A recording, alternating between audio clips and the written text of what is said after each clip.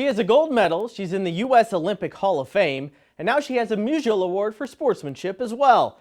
Kristi Yamaguchi is one of our country's most celebrated Olympians of all time. I recently sat down with her to talk about her Olympic memories and her view of the much-hyped 2026 Olympic figure skating team. My conversation with the 1992 Olympic gold medalist is tonight's Sunday Conversation. Kristi Yamaguchi, Musial Lifetime Award for Sportsmanship. I say that out loud, and just what do you think? Wow, it sounds amazing, and it's just a huge honor, and especially seeing some of the past recipients, and many of them idols and mentors of mine. So, and obviously being named after Stan the man, right?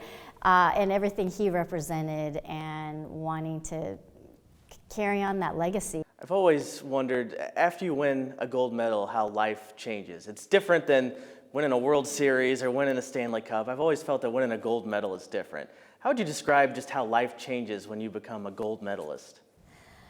Well, you know, in a lot of Olympic sports, and especially Winter Olympics, you're kind of an unknown going into the games, and it's kind of your one moment to shine. You know, Olympics are every 4 years. For the athletes, it's every day, we say.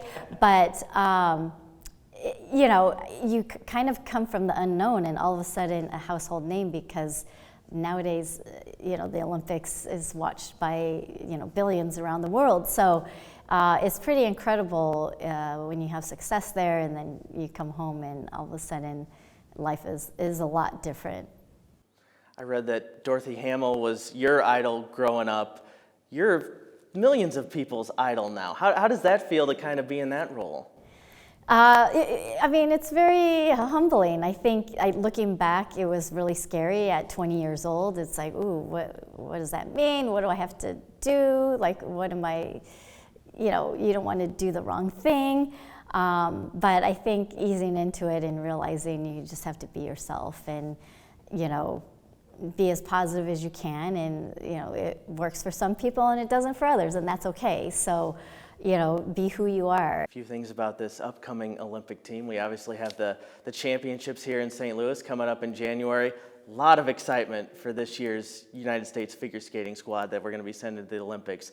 What has you excited about them? What do you think they can do? Well, it is exciting, and you're going to see the best in the country here in St. Louis. So it's a must-see for sure. And then the excitement of the Olympic team members being named the day after the championships conclude. So very, very exciting. A lot of competition. I mean, the men's are probably locked in with Ilya Malinin, who has been changing the game in men's figure skating worldwide for the last several seasons. But the women's event is going to be a battle. We have some experienced skaters. You have the comeback of Alyssa Liu, you know, Amber Glenn, who is at the top of her game right now, and then Isabella Vito and Brady Tennell, who's a veteran. So it's going to be a fight to see who's going to end up on that Olympic team. You mentioned a couple names I was going to ask you about. You know what it takes to compete at the highest level. Alyssa stepping away for the time she did and coming back, how just impressive is what she's in the middle of accomplishing right now? Oh, it's incredible. I think everyone was excited to hear her come back because, you know, at 16 and retiring, there was just, oh, there's a little bit more left in you, Alyssa, come on. I was like so sad when she retired, and to see her come back, and the reason for it, you know, she said she found the joy again. She realized that it was still really fun for her, and she showed that, and I think surprised herself that she came away with a world title within months of returning back to competition. So, you know, she has another full year under her belt and is just going to get, you know, better and better as February approaches. Every little movement you do on the ice matters and could be the end of your dreams, essentially.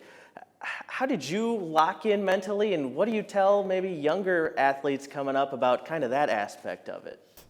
You know, it comes down to consistency, and you hear that a lot in skating because, yes, you only have you know, 6.5 minutes to go out there and prove you're the best or deserve a medal. And there's no room for mistakes. You know, when your body's trained to do something, then even under pressure, sometimes you have to fall back on that, because I know for sure in my Olympic performance, I had no idea if I was going to land my last jump, or second to last jump in my program. It was the triple Lutz, and I was skating into it, and I was so scared. And as I was in the air, I was like, oh my gosh, I'm gonna fall. Like, I'm not landing this. And somehow I was on my feet at the end, and it was, I'm telling you, it was pure training that kicked in at that point. Final thought, if folks are watching the Olympics in a couple of months and they show some 1992 highlights of your gold medal, and you know, there's some kids watching, they didn't get to see you in person, but their parents know who you are, what would you hope the parents said about you? You know, I hope they just say, you know, it was a memory of, you know, inspiration when you're cheering for someone, and they somehow pull through, and you know, it inspires them to go after their dreams as well, or you know, get over that hump or face a fear or something, whatever that might be. And you know, hopefully they could pass it on to their kids and encourage them maybe to find someone, you know, that's current day that can inspire them.